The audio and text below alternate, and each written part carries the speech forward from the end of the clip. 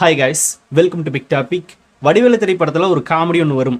Singamuthu tea கடையில் உட்காந்து பேசிக்கிட்டு இருப்பாரு வடிவேலை துரத்துறதுக்காக. வடிவேலு சம்மந்தமே இல்லாமல் உள்ள வந்து சில பதில் சொல்லிட்டு இருப்பார்ல, அந்த மாதிரி சிங்கமுத்து சொல்லுவார், அமெரிக்கா கிட்ட என்ன இருக்குன்னு கேட்குறா, கூட்டி கொண்டு போய் காட்டிட்டு வேண்டியதானே. நீ காட்டுவ, உன் குடும்பத்தில் உன் வீட்டில் வந்து திடீர்னு யாராவது வந்து மாதிரி திறந்து காட்ட சொன்னால் காட்டிடுவே அப்படின்னு மாதிரி வடிவேலு கேட்பார்ல. அந்த லெவலில் கேட்க ஆரம்பிச்சிட்டானுங்க விஜயோட சொத்தை. யாராரு விஜயோட சொத்து இங்கே எவ்வளவு இருக்குது, விஜய் அதுக்கு நமக்கு சொல்லணும், கணக்கு காட்டணும். விஜய் இவ்வளோதான் சொத்து வச்சிருக்கியா, விஜய் 200 கோடி சம்பளம் வாங்கியிருக்கிறே, அப்போ 1000 கோடிக்கு மேலே இருக்கணுமே, என்ன இவ்வளோதான் கணக்கு காட்டுறியா அப்படின்னு மாதிரியான சில விஷயங்களை ஒரு குரூப் பேசிக்கிட்டு இருக்கு. இன்னொரு சைடு என்ன அப்படின்னா, விஜய் வந்து தன்னோட சொந்த ஃபேமிலிக்கே கடன் கொடுத்துருக்காரு, சொந்த குடும்பத்துக்கே கடன் கொடுத்து வச்சிருக்காரு, இவரெல்லாம் வந்து எப்படி மக்களுக்கு நல்லது செய்ய போவார். அதாவது நம்ம என்ன சொல்கிறோம் அப்படின்னா, விஜய் அவரில் எதுக்கிறதுக்காக எந்த மாதிரியான முட்டாள்தனமான விஷயங்களெல்லாம் பேசணும் அப்படின்றது கூட மறந்துடுறாங்க போல. இல்லை, நான் என்ன கேட்குறேன்னா, விஜய் அவர்கள் இப்போ தன்னோட சொத்து மதிப்பு கிட்டத்தட்ட 600 கோடிக்கு மேலே இருக்குது. அசையும் சொத்து அசைய சொத்து அப்படிங்கிறத கணக்கில் காட்டிட்டார். அவர் எதையுமே மறைக்கல, கரெக்டாக காட்டிட்டார். எந்தெந்த வருஷத்தில் எவ்வளோ அமௌண்ட் வந்துச்சு அப்படின்றதெல்லாம் குறிப்பிட்டிருக்காரு. எல்லாம் வந்துச்சு, அதுக்குண்டான அப்டேட்டும் கொடுத்துட்டாரு. தேர்தல் ஆணையம் பார்த்துருச்சு. சரி, ஓகே. இப்போது விஜய் அவர்கள் அந்த கணக்கை காட்டாமல் மறைச்சிருந்தா ஒருவேளை அது ஒரு குற்றம், ஒரு குற்றச்சாட்டை நம்ம முன்வைக்கலாம். அவர் எதையுமே மறைக்கல, எல்லாத்தையுமே கரெக்டாக காட்டிட்டார். ஆனால் இங்கே இந்த திமுக உடன்பிறப்புகள், இந்த நாம் தமிழர் கட்சி சேர்ந்த தம்பிக, இவங்க தான். அதிமுக காரங்க கூட பெருசாக கிடையாது, இந்த 2 குரூப் தான் பெரிய அளவில் கதறாங்க விஜய் பற்றி. நான் என்ன கேட்குறேன்னா, ஸ்டாலின் அவர்கள் வெறும் 7 கோடி கூட கிடையாது, 7 கோடிக்கு கம்மியாக தான் இருக்குது. 7 கோடி கூட கம்மியாக சொத்து வச்சிருக்காருன்னு சொல்லி ஃபைல் பண்ணியிருக்காரு. அதையெல்லாம் விட இருக்கிறதுலே காமெடி கொடுமை என்ன அப்படின்னா, போன எலெக்ஷனும் இதை அவர் சொல்லியிருந்தார். இப்போ வரைக்கும் அவர் பேரில் ஒரு கார் கூட இல்லையாங்க. விஜய் அவர்கள் 5 கார் வச்சிருக்காரு, 2 BMW வச்சிருக்காரு, அது போக 3 கார் இருக்குது, 5 கார் வச்சிருக்காரு அப்படிங்கிறது அஃபீஷியலாக சொல்லிட்டாரு. இங்கே ஸ்டாலின் அவர்களுக்கு ஒரு கார் கூட கிடையாதாங்க. அப்போ அவர் போயிட்டு வர்ற காரில் இது அது கவர்மெண்ட் வாங்கணும்ப்பா. அப்போ எதிர்கட்சியாக இருக்கும்போது கவர்மெண்ட் வாங்கின கொடுக்க வாய்ப்பு இல்லை. அப்போ எந்த காரில் சுற்றிக்கிட்டு இருந்தார்? அது அவரோட பினாமி காராக இருக்கும்பா, பினாமி காராக இருக்கலாம்ல. அப்போ அவர் கார் தானது. ஒரு கார் கூட இல்லைன்னு சொல்லி பார்த்தோன்னா ஒருத்தர் நாமினேஷன் பண்ணியிருக்காரு. அதை பற்றி திமுக உடன்பிறப்புகள் எவனாவது கேட்குறான்னா எவனுமே கேட்க மாட்டேங்கிறான். கவுண்டமணி காமெடி பண்ணிட்டு இருந்தார்ல, அந்த டைம்லேருந்து இவங்க கலாய்க்கக்கூடிய முக்கியமான விஷயம் என்ன அப்படின்னா, திருட்டு ரயிலில் வந்தார், இப்போ அந்த பேங்க்கில் கோடிக்கணக்கில் சொத்து இருக்குது அப்படின்னு காமெடி வச்சு கலாய்க்கிற அளவுக்கு பார்த்தோன்னா கருணாநிதி குடும்பத்தோட சொத்து மதிப்பு எவ்வளோன்றது நாடறிஞ்ச விஷயம். ஆனால் இங்கே வெறும் 7 கோடி கூட எங்களுக்கு கிடையாதுங்க, 7 கோடி தான் எங்களோட சொத்து மதிப்பு அப்படின்னு சொல்லி ஸ்டாலின் அவர்கள் பதிவு பண்ணுறாரு, வேட்புமனு தாக்கல் பதிவு பண்ணுறாரு. ஒரு கார் கூட இல்லைன்னு வேட்புமனு தாக்கல் பண்ணுறாரு. அதை நம்பிட்டீங்களாடா? அதை உடனே நம்புவீங்களே. KN நேரு அப்படிங்கிற ஒரு நபரே 900 கோடி 1000 கோடி ஊழல் பண்ணுறாரு. ஜெகத் ரட்சகன் 900 கோடி ஊழல் பண்ணுறாரு. இவங்களே இவ்வளோ கோடி ஊழல் பண்ணி காசு சம்பாதிச்சு வச்சிருக்கானுங்க. அப்போ கட்சியில் இருக்கிற பல பேர் எத்தனை ஊழல் பண்ணி சம்பாதிச்சு வச்சிருப்பானுங்க? முதலமைச்சர் ஸ்டாலினாக இருந்த 5 வருஷத்தில் பார்த்தோன்னா எவ்வளோ சம்பாதிச்சு வச்சிருப்பாரு? ஏன்னா போகுதுன்னு சொல்கிறாங்கல்ல, இங்கிருந்து தான் பங்கு ஸ்டாலினுக்கு போகுது அப்படின்னு தான் குற்றச்சாட்டுகள் நிறையவே இருக்குது. சரி, அதெல்லாம் வேண்டாம். 7 கோடி தான் வந்து சொத்து மதிப்பு ஸ்டாலின் அவர்கள் வச்சிருக்காருன்னு சொன்னோன்னே எப்படா ஊபிகள் நம்புறீங்க? நம்ம பசங்க 2 பாட்டு போட்டிருந்தாங்கல்ல, நீ என்ன செய்தாலும் முட்டு கொடுக்கும் மானம் கெட்டவன் எவன் அப்படின்னு. அந்த 200 வாங்கிட்டு ஜால்ரா தட்டு மூப்பி தானே அவன் அப்படின்றது கரெக்டாக தான் இருக்குது. என்ன சொன்னாலும் பார்த்தோன்னா அப்படியே நம்பிடுறானுங்க. திமுக கட்சியில் என்ன சொன்னாலும் நம்பிடுறாங்க. ஸ்டாலின் என்கிட்ட 1 ரூபா கூட இல்லைப்பா அப்படின்னு சொன்னாலும் நம்புவாங்க. காமராஜர் வந்து வேஷ்டி சட்டை, ஒரு ஜோடி செருப்பு, இதை வச்சுட்டு தான் செத்து போனார் அப்படின்றத மேடைக்கு மேடை பேசுவானுங்க. ஆனால் இவங்க என்னடான்னா 7 கோடி சொத்து வச்சிருக்காருன்னு சொல்கிறாங்க. அதுவே ரொம்ப கம்மி. அதில் நாட் பர்சன்டேஜ் தான் அதை கணக்கு காட்டியிருக்காரு. அதுக்கு ஃபயர் விட்டுட்டு இருக்காங்க இந்த குரூப்பு. ஆனால் உண்மையான சொத்து விவரத்தை, 5 கார் இருக்குது, இவ்வளோ கிலோ தங்கம் இருக்குது, இவ்வளோ கோடி அசையும் சொத்து இருக்குது, அசையா சொத்து இருக்குன்றதை கரெக்டாக கணக்கு காட்டிக்கிட்டு இருக்காரு விஜய் அவர்கள். அவரை வந்து கேள்வி கேட்குறானுங்க. அப்படின்னா நீங்கள் இந்த பக்கம் கேட்ட மாதிரி ஸ்டாலின் அவர்களே கேளுங்கடா, என்ன தலைவர் 7 கோடி தானே சொல்கிறீங்க, இதெல்லாம் நம்புற மாதிரி இல்லையே. மாநாட்டுகள் அவ்வளோ கோடி நம்ம செலவு பண்ணுறோமே, அதெல்லாம் எங்கேருந்து வருது? கட்சி நிதியிலேருந்து வருதா? நம்ம கட்சி எங்கே நிதி கொடுக்கு, நம்மளுக்கு எங்கே நிதி கொடுக்குறான்? நம்ம எங்கே நிதி வாங்குகிறோம்? நம்ம மக்கள்கிட்ட இருந்து எடுத்துக்க வேண்டியதா? அந்த மாதிரி தான் பண்ணிட்டு இருக்காங்க. அப்போ இந்த திமுக மாநாடு நடத்திருக்கு, அது நடத்திருக்கெல்லாம் ஒவ்வொரு அமைச்சர்களுக்கும் ஒவ்வொரு இடங்களையும் பார்த்தோன்னா எப்படி காசு வருது? அதுக்கு எவ்வளோ செலவு பண்ணுறீங்க? எங்கேருந்து காசு எடுக்கிறீங்க? Snacks, beer bottle, chicken, mutton அப்படின்னு எல்லாம் வைக்கிற அதில் யார் காசு? அதெல்லாம் லிஸ்ட்டில் காட்டுங்க. அதெல்லாம் காட்ட மாட்டானுங்க. 7 கோடி தான் வச்சிருக்கோம் அப்படின்னு ஸ்டாலின் அவர்கள் காட்டினார் அப்படின்னு நாங்கள் அதுக்கு ஃபயர் விடுவோம். ஏன்னா நாங்கள் தான் ஊப்பியாச்சு, 200 வாங்கிட்டு ஜாலரா போடுவோம். அந்த 200 வந்து டெய்லியுமே அந்த ஊப்பிகள் கொடுத்தா கூட அந்த 7 கோடி ஒரே நாளில் காணாமல் போயிடும். ஆனால் 7 கோடி தான் எங்களுக்கு சொத்து மதிப்பே இருக்குது, ஒரு கார் கூட இல்லைன்னு சொல்கிறாரு. அதை நம்பிட்டு பார்த்தோன்னா விஜய் அவர்கள் கேள்வி கேட்குறாங்க, தற்கொலைங்களா வாங்கினா முதல்ல இந்த செந்தில்வேல் அப்படிங்கிற நபரா, டே நீலாம் பேசுறதுக்கு தகுதியான ஆளடா முதல்ல. விஜய் அவர்களை கேள்வி கேட்குற, இங்கே ஸ்டாலினை கேள்வி கேள்றா. அதை பற்றியெல்லாம் பேசாமல் இந்நேரம் ஏன்னா விஜயா கடிச்சிக்கிட்டு இருக்கீங்க? உண்மையான சொத்து மதிப்பை காட்டியிருக்காரு விஜய் அவர்கள். அது கேள்வி கேட்குறானுங்க. என்ன குற்றச்சாட்டு முன்வைக்கிறானுங்க அப்படின்னா, விஜய் வந்து தன்னோட சொந்த குடும்பத்துக்கே கடன் வச்சிருக்காரு பாருங்க, மனைவிக்கு கடன் கொடுத்துருக்காரு, குழந்தைங்களுக்கு கடன் கொடுத்துருக்காங்க அப்படின்னு பேசுகிறானுங்க. சரி, இது உண்மையா அப்படின்னு ஃபேக்ட் செக் பண்ணி பார்த்தா கடன் தான் சொல்லணுமாமா. ஏன்னா ஒரு பெரிய குடும்பத்தில் அரசியல்வாதிகளோ இல்லை வந்து நம்ம சினிமா நடிகர்களோ யாராவது பார்த்தோன்னா இந்த மாதிரியான ஒரு தேர்தல் நிற்க வந்துட்டாங்க அப்படின்னா அவங்க தன்னோட மனைவிக்கு ஒரு பகுதியில் பணம் கொடுத்துருப்பாங்க, தன்னோட குழந்தைங்களுக்கு கொடுத்துருப்பாங்க. அவங்க என்ன பண்ணுவாங்க, அதை வாங்கி ஏதோ ஒரு பிஸ்னஸ் பண்ணியிருக்கலாம், எதுலாவது முதலீடு போட்டிருக்கலாம், இல்லை ஏதோ ஒன்று சொத்து ஒன்று வாங்கியிருக்கலாம். அப்படின்ட்டுலாம் கொடுக்கப்படுற காசுகளுக்கு கடன் தான் சொல்லணுமாமா. கடன் சொல்லாமல் நம்ம அதை வந்து அஃபிடவிட் பண்ணி தேர்தல் ஆணையத்துக்கு கொண்டு போய் கொடுத்தோம் அப்படின்னா அதை தேர்தல் ஆணையம் ஒருவேளை செக் பண்ணி பார்த்துட்டு அப்போ நீங்கள் சொத்தை மறைச்சிருக்கீங்க அப்படின்னு சொல்லி அவங்க மேலே ஆக்ஷன் எடுக்கப்படுமாமா. அதையும் குறிப்பிடணுமாமா. அந்த விஷயத்தை குறிப்பிட்டாதான் அந்த பணம் எங்கே போயிருக்கு, எதன் அடிப்படையில் கொடுத்துருக்காங்க அப்படின்றது தெரியும். அதுக்கு தான் கடன் அப்படின்னு ஒரு வார்த்தையை மென்ஷன் பண்ணி கொடுக்கணும். கடைசி நேரத்தில் வேட்புமனு தாக்கல் பண்ணி அதெல்லாம் செக் பண்ணி பார்த்ததுக்கப்புறமா அது ஃபேக்குன்னு தெரிஞ்சிச்சு அப்படின்னா அது வந்து தேர்தல் ஆணையம் நிராகரிச்சிருவாங்களாமா. சட்ட ரீதியான சிக்கல்கள் எல்லாம் வருமாமா. அப்படி இருக்குது. அப்படி இருக்கிறப்போ பிஸ்னஸ்மேன், அரசியல்வாதிகள், சினிமா நடிகர்கள் இவங்க எல்லாருமே ஒரு கோடியாக பணம் கொடுக்குறாங்க அப்படின்னா அது ஏதாவது முதலீடு பண்ணுறக்கா கொடுத்துருப்பாங்க. தன்னோட மனைவிக்கே கொடுத்தாலும் அது கடன் தான் மென்ஷன் பண்ணுவாங்க.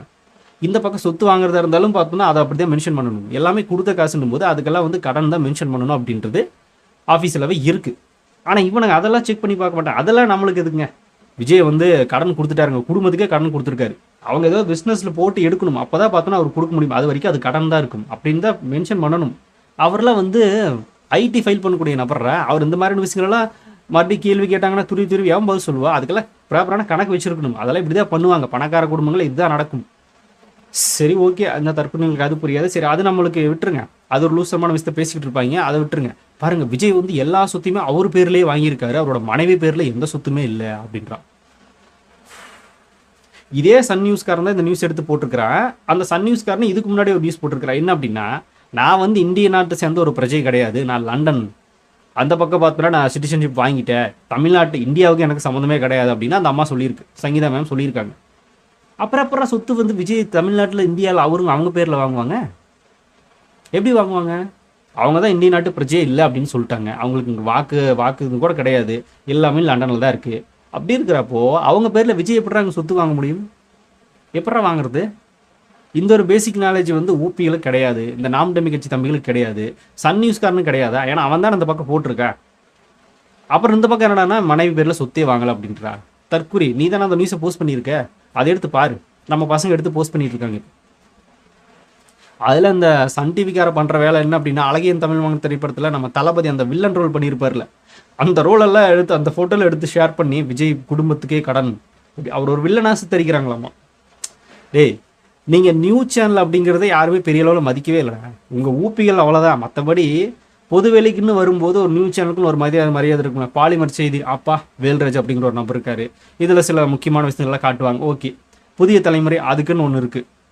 அப்புறம் இந்த பக்கம் வந்து அப்படின்னா நியூஸ் 7 அதுக்கும் ஒரு மக்கள் மத்தியில் ஒரு பரிச்சயமானது இருக்குது. இந்த மாதிரி சேனலுக்கெல்லாம் மக்கள் மத்தியில் சில விஷயங்கள் போய் சேர்ந்தாலும் கூட அது நம்புற மாதிரி இருக்கும், ரைட்டா? ஆனால் சன் நியூஸ்னு கொண்டு போய் சேர்த்திங்க அப்படின்னா அது சன் டிவிக்காரங்க திமுக சேனல் அப்படியே முடிச்சுட்டு போயிடுவாங்க. அது அவங்களுக்கு சாதமாக தான் பேசுவோம், மற்ற எல்லாருமே தப்பாக தான் பேசுவோம் அப்படின்றது எல்லாருக்குமே தெரியும். டிஆர்பி கூட அந்த சேனலுக்கு வர்றதில்லை, ஏன்னா அந்த லெவலில் தான் வச்சுருக்காங்க மக்கள் வந்து அந்த சன் நியூஸை. அதுவே தெரியாமல் தற்கொலைங்க விஜய் பற்றி இந்த நியூஸ் போட்டால் இன்னும் டவுன் ஆகும் அப்படிங்கிறது தெரியாதா? ஆல்ரெடி சன் டிவியில் தளபதியோட படம் போடாதனாலே வந்து சன் டிவி சன் நெட்வொர்க்கே டவுன் ஆகி கிடக்காமா. டிஆர்பியில் சுத்தமாக எதுவுமே இல்லையாமா. பாருங்கள், தளபதியோட படத்தை எதுவுமே போட முடியாமல் சரத்குமாரோட பாட்டாளி, நாட்டாமை இந்த திரைப்படத்தெல்லாம் சண்டே அன்னைக்கு போட்டுக்கிட்டு இருக்கா. அதெல்லாம் போடவே மாட்டான். இப்போ வந்து விஜயோட படம் இல்லாதனால இந்த ரேஞ்சுக்கு இறங்கிருச்சு, டிஆர்பியே டவுனு, இந்த பக்கம் சன் நியூஸும் டவுனு. இவனுக்கு அடுத்து விஜய்க்கு எதிராக ஒரு நரேட்டிவ் செட் பண்ணுறாங்களாமா. விஜய்க்கு அதில் எந்த லாஸும் கிடையாதா? உங்களுக்கு தான் லாஸ் ஆகிட்டு இருக்கு விஜய்னால. விஜயோட எதிர்த்தனால உங்களுக்கு தான் லாஸ் ஆகிட்டு இருக்கு டிஆர்பியில். சரி, ஓகே, அதை விடுங்க. இந்த மாதிரி ஒரு தற்கொலை சேனல் இருக்குது.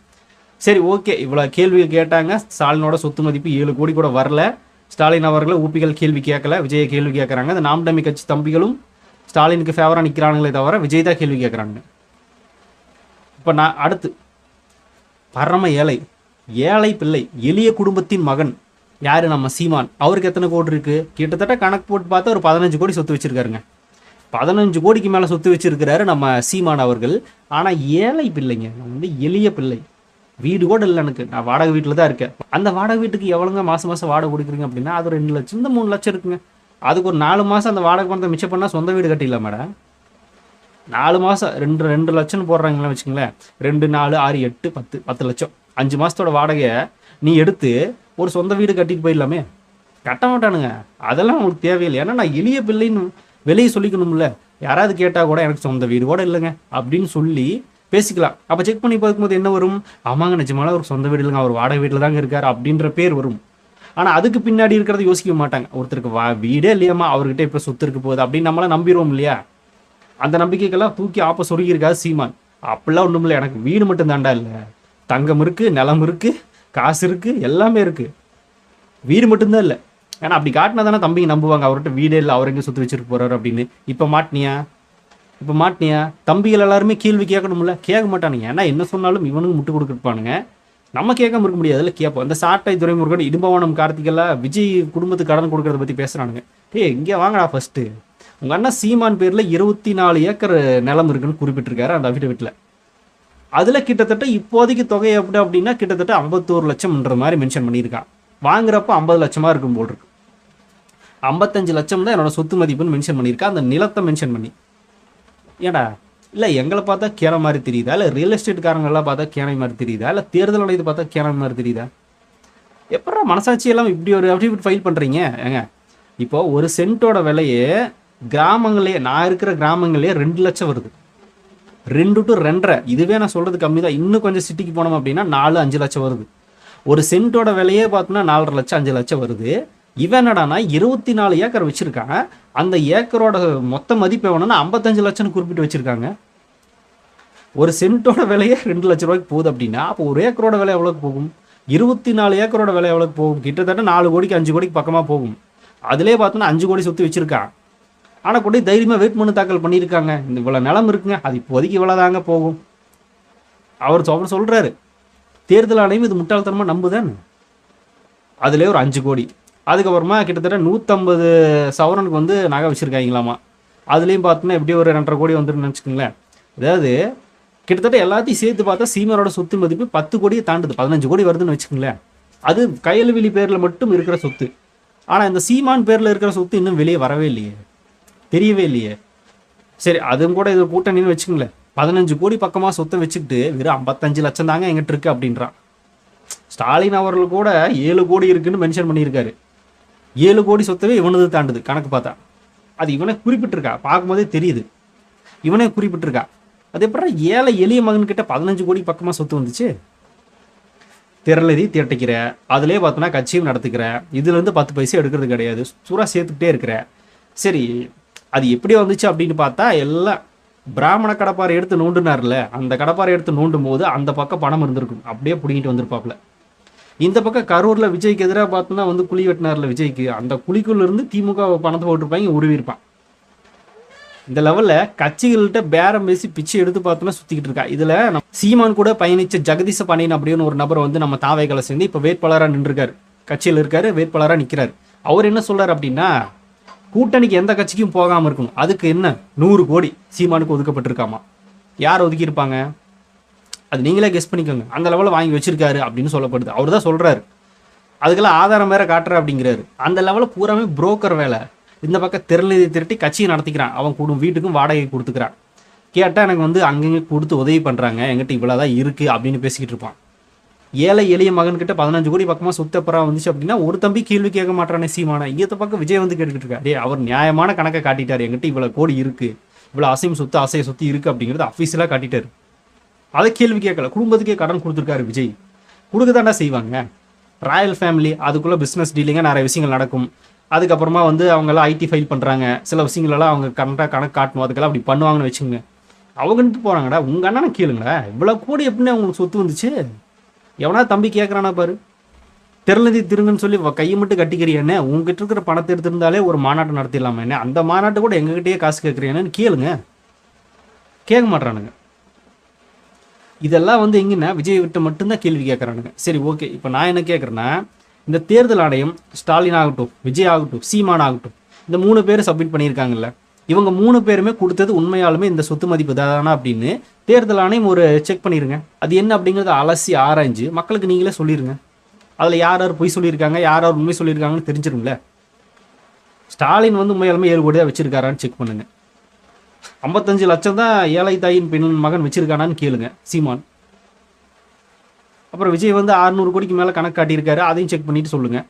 செக் பண்ணுங்க. வாங்கி விட்டு வச்சுக்கிறீங்க. இந்த இடத்துல விவாதம் இவ்வளோ விஷயங்களாக போயிட்டு இருக்கு. இந்த விவாதத்துக்கெல்லாம் ஃபுல் ஸ்டாப் வைக்கணும் அப்படின்னா தேர்தல் ஆணையம் அதை செக் பண்ணி சொல்லுங்க. எல்லாருமே கேளுங்க. நான் தாவேக சார்பாக நான் கேட்குறப்பா. இந்த நாம் தமிழர் கட்சி சார்பாக அந்த சாட்டை தூரம் முருகன் இன்பவானம் கார்த்தி தம்பிகளெல்லாம் கேளுங்க. ஸ்டாலினுக்கு சப்போர்ட் பண்ண அந்த செந்தில்வேல் மாதிரியான அண்டாவாய்கள், அப்புறம் இன்னும் நிறைய பேர் ஊப்பிகள், இவங்க எல்லாம் சேர்ந்து கேளுங்க. எல்லோரும் கேட்போம். அவங்க செக் பண்ணி சொல்லட்டும். அதாவது விஜய் அவர்கள் நேர்மையான ஒரு நபர். அவர்கிட்ட எவ்வளோ இருக்குது அப்படின்றது அவர் காட்டிட்டு போகிறாரு. ஏன்னா அவர் அரசியலுக்கு புதுசு. இப்போ அவரோட பணத்தை எல்லாம் சொந்த பணத்தை எல்லாம் விட்டுட்டு தான் நான் அரசியலுக்கே வர்றேன்னு சொல்லி குதிச்சிருக்காரு. அப்படி இருக்கிற நபர் மொத்தமாக காட்டுவார். ஆனால் அரசியல் உட்காந்துட்டு இத்தனை வருஷமாக புரோக்கரை வேலை செஞ்சு சம்பாதிச்சது, திருடி கொள்ளையடிச்சு சம்பாதிச்சவங்கெல்லாம் கணக்காண மாட்டாங்க. பூரா மக்கள் பணம்ல தெரிஞ்ச தூக்கி போட்டு மிதிச்சிட மாட்டாங்க. அதனால் கணக்காண மாட்டாங்க. இவங்க 2 பேரை செக் பண்ணி பார்த்தா இன்னும் பல விஷயம் மாட்டுன்னு நினைக்கிறேன். சொந்த கார் கூட இல்லைன்னு ஸ்டாலின் சொல்கிறாரு. எந்த அளவுக்கு கேவலமான ஒன்று. சீமான கூட ஒரு கார் இருக்குன்னு ஃபைல் பண்ணியிருக்காப்புல. இவருக்கு காரே இல்லையாமா. என்ன அப்போ எந்த காரில் போகிறீங்க வர்றீங்க? இந்நேரம் கவர்மெண்ட் காரில் எதுவும் சுற்றுறீங்களான்னு இதெல்லாம் ஒன்றுமே புரியல. இப்போ நான் என்ன கேட்குறேன்னா, விஜய் வந்து தன்னோட சொந்த குடும்பத்துக்கே கடன் கொடுத்துருக்காரு அப்படின்னு பேசுகிறாங்க. இப்போ நான் என்ன கேட்குறேன்னா, உதயநிதி ஸ்டாலின் ரெட் ஜெயின் மூவிஸ்னு ஒன்று ஆரம்பிச்சிருக்காருல்ல, அந்த ரெட் ஜெயின் மூவிஸில் ஒரு படத்தை தயாரிக்கிறதுக்கு 200 கோடி 50 கோடி போடுறாங்க. இப்போ கூட வந்து நம்ம ரஜினி கமல் அவரெல்லாம் வச்சு படம் தயாரிக்க போகிறாங்க. இவங்களெல்லாம் வச்சு இவங்க படம் தயாரிச்சுக்கிட்டு இருக்காங்க. இந்த ரெட் ஜெயின் மூவிஸ் எல்லாம் படம் தயாரிக்குது. அதில் வர்ற வருமானம் இருக்குல்ல, அதில் வர்ற வசூல், அந்த வசூலை ஆனால் 1 கோடி கூட சொந்த அப்பனுக்கு கொடுக்கலையா உதயநிதி ஸ்டாலின்? சொந்த அப்பாவான ஸ்டாலின் அவர்களுக்கு உதயநிதி வந்து 1 கோடி கூட நீ கொடுக்கலையா? இங்கேயாவது விஜய் அவரோட மகனுக்கு அவரோட குடும்பத்துக்கெல்லாம் கடன் கொடுத்துருக்காருன்னு ஊப்பிகள் பேசுகிறாங்க. நீ சம்பாதிச்சல 1% 1 கோடி கூட உங்கள் அப்பாவுக்கு நீ கொடுக்கவே இல்லையா? அப்பாவை நடுரோட்டில் விட்டுட்டியா? நீ ஒரு ரெட் ஜெயின் மூவிஸ்னு ஆரம்பிச்சிருக்க. பாவம் அப்பா கிட்ட 7 கோடி தான் இருக்குது. நம்மளாம் ரெட் ஜெயின் மூவிஸ்னு வச்சு சம்பாதிக்கிறோம். அது போக பார்த்தோம்னா இன்னும் பல விதத்தில் சம்பாதிக்கிறோம். சரி, ரெட் ஜெயின் மூவிஸ் மூலமாக இந்த படம் இவ்வளோ கலெக்ஷன் பண்ணியிருக்கு, இந்த அப்பா அவனுக்கு ஒரு 5 கோடி அப்படின்னு சொல்லி கொடுத்துருக்கலாமே உதயநிதி அவர்களே. நீங்கள் கொடுத்துருக்கலாம்ல, உங்கள் அப்பாவுக்கு ஒரு 5 கோடியாவது கொடுத்துருக்கலாம்ல. அவராது கணக்கில் இன்னைக்கு 11 கோடின்னு கணக்கு காட்டியிருப்பார்ல. அப்போ இந்த 5 வருஷத்தில் ரெட் ஜெயின் மூவிஸ் மூலமாக வந்த எந்த ஒரு வருமானத்திலையும் லாபத்திலையும் தன்னை பெற்ற அப்பா, சொந்த அப்பா ஸ்டாலினுக்கே உதயநிதி காசு கொடுக்கல. அப்பாவே கண்டுக்கல, அப்பாவே கவனிக்கல. அப்பான்ற ஒரு ஆளையே வந்து உதயநிதி ஸ்டாலின் மதிக்கவே இல்லை. சொந்த அப்பாவுக்கு ஒரு ரூபா கூட கொடுக்கலையேன்னு. இன்னொன்று நீ வந்து நாட்டுக்கு என்னென்ன பண்ண போகிற? துணை முதல் பதவி வேறு கொடுத்தாரு என்ன உங்கள் அப்பா உனக்கு? அதுக்காவது விசுவாசத்துக்காகவாது ரெட்ஜெயினில் வந்த லாபத்தில் பாதியாவது நம்ம ஸ்டாலின் கொடுத்துருக்கலாம்ல, உங்கள் அப்பா கொடுத்துருக்கலாம்ல. அதுவும் கூட இல்லை. விஜயாவது கொடுத்துருக்காரு கடன்ற பேரில் இவங்க பாயிண்ட் ஆஃப் வியூவில். ஆனால் இவர் எதுவுமே கொடுக்கவே இல்லையே. அப்பாவே மதிக்காத நபர் தமிழ்நாட்டுக்கு என்னத்தை பண்ண போகிறாரு? என்ன ஊப்பிகள் அவனாவது கேள்வி கேட்குறான்னா கேட்க மாட்டாங்க. இந்த பக்கம் சீமான் தம்பிகளை கேள்வியே கேட்க மாட்டாங்க. பூரா விஜய் தான் கேட்டிருப்பாங்க. ஆனால் பொதுமக்கள் அது ஒரு பெரிய விஷயமாவே எடுத்துக்கவே இல்லை. அது யாருமே கண்டுக்கவே இல்லை. இந்த ஊப்பிகள் பேசுகிறாங்க, தம்பிகள் அவ்வளோதான், வேற யாரும் இல்லை. பொதுமக்கள் யாராவது அதை பெரிய விஷயமா எடுத்துக்கிறாங்களான்னா அதை எடுத்துக்கிறதே இல்லை. அவ்வளோ கோடி இருக்கா, இவ்வளோ கோடி விட்டுட்டு வந்திருக்காரா மனுஷன், பாவ பாரு, இங்கே மக்கள் கொள்ளையடிச்சிட்டு இருக்கிறாங்க, நம்மளுக்காக அவ்வளோ கோடி விட்டுட்டு வந்திருக்காரு, நம்ம ஓட்டு போடுவோன்னு மக்கள் பேசிகிட்டு இருக்காங்க. இவங்களுக்கு அது தெரில. அந்த லெவலில் போயிட்டுருக்கு இந்த தற்கொலைகளோட அந்த நரேட்டிவ். அது அட்ர ஃப்ளாப்பு. அதனால் அதை நினச்சி எல்லாரும் பெருசாக வரி பண்ணிக்க வேணாம். இந்த லெவலில் போயிட்டுருக்கிற இந்த தற்குறிகள் யாராவது அவங்க தலைவனை ஃபஸ்ட்டு கேள்வி கேட்டுட்டு, இந்த சாட்டை இடும்பன், இந்த செந்தில்வேல் ஊப்பி, இவனுங்கெல்லாம் ஃபஸ்ட்டு உங்கள் தலைவரை கேள்வி கேட்டுட்டு அதுக்கப்புறமா விஜய் பக்கத்தில் வாங்கடா. கோடிக்கணக்கில் சொத்தை குவிச்சு வச்சிருக்கிற இவங்க 7 கோடின்னு சொன்னால் நாங்கள் நம்பணுமாமா? ஆனால் எங்கிட்ட முழுக்க இவ்வளோ இருக்குன்னு கணக்கு காட்டுற விஜய் கேள்வி கேட்பானுங்களாமா. ஏழை மகன், ஏழை தாய், ஏழை மகன் அப்படின்னு பேசிக்கிட்டு இவர்கிட்ட 55 லட்சம் தான் அந்த 24 ஏக்கர் போகும்னு சொல்லுவாங்களாமா. நம்ம அதை நம்பணுமாமா? ஆனால் விஜய் கேள்வி கேட்பாங்களாமா இந்த பக்கம் ஆமைகள். இந்நேரம் விஜய் இதிலே குடியிருக்காதீங்களா, உங்கள் தலைவர்களை பார்த்து கேள்வி கேளுங்கடா. அவ்வளோதான், வேறு ஒன்றும் கிடையாது.